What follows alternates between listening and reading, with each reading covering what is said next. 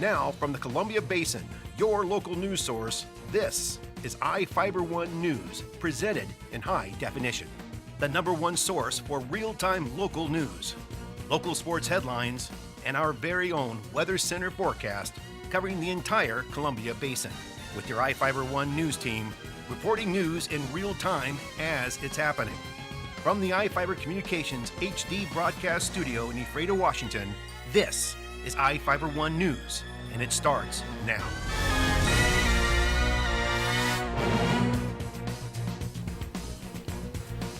Welcome to iFIBER 1 News. I'm Sarah Brewer with your news from around the Columbia Basin for Monday, April 15th. Tonight we report on 14-year-old Nathan Brooks can visit his parents after being accused of shooting them, and how a house fire displaced our own Cody Johnson today. We look at how kids enjoyed fishing this weekend thanks to the Moses Lake Irrigation and Rehabilitation District, and a problem facing the city of Burien in removing a dead whale. In sports, we catch up with the Seattle Mariners and the Seahawks. Our spotlight story tonight is about a few senior projects created by Moses Lake students. And we have the latest weather forecast from the Columbia Basin from the iFIBER 1 Weather Center. Our top story tonight, Nathan Brooks can see his parents. Judge Pro Tem Doug Anderson ruled that the 14-year-old boy's parents can visit him as long as they don't discuss the case. He ordered the visits be supervised and recorded. Anderson said, no matter how this thing winds up ultimately down the line, the Brooks family is still a family, and we need to make sure that the familial relations can continue to whatever degree they will. The judge requires the visits to be supervised and recorded, and if prosecutors had concerns about what occurred during the visits, Anderson would allow them to bring the issue back.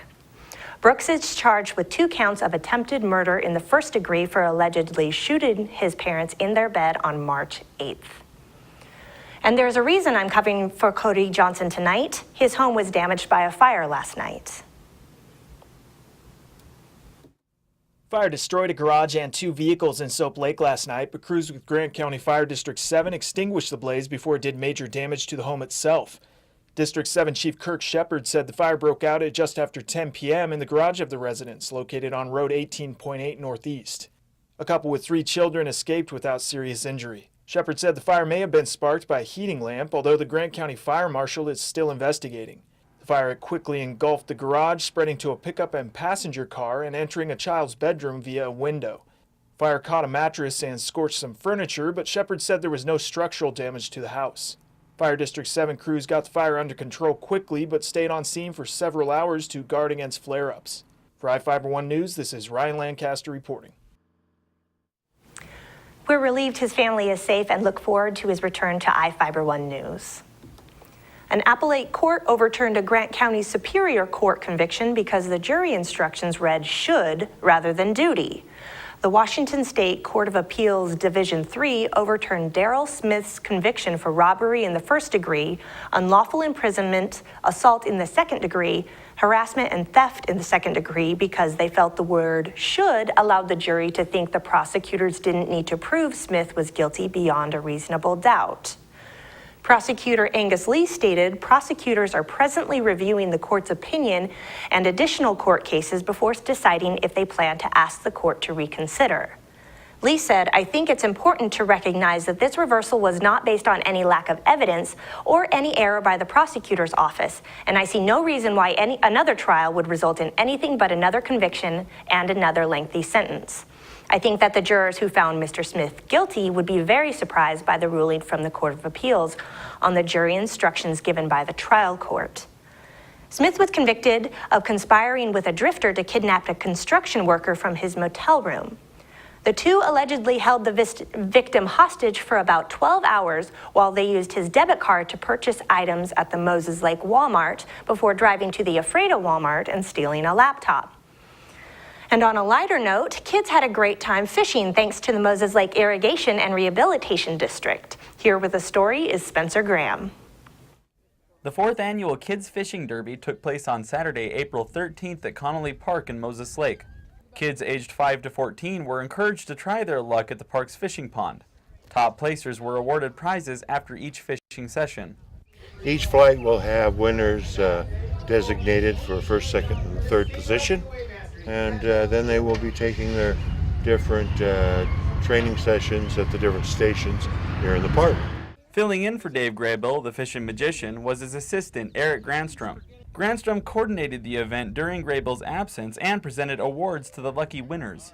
So you can call me the Magician's Apprentice here today at the kids fishing event, and here with Jeff with Weinstein Beverage and Pepsi, and Dave Graybill and Weinstein Beverage and Pepsi have been involved in this fishing event here in the basin here at Connolly Park since the beginning, and it's been a great partnership and it's been a great event.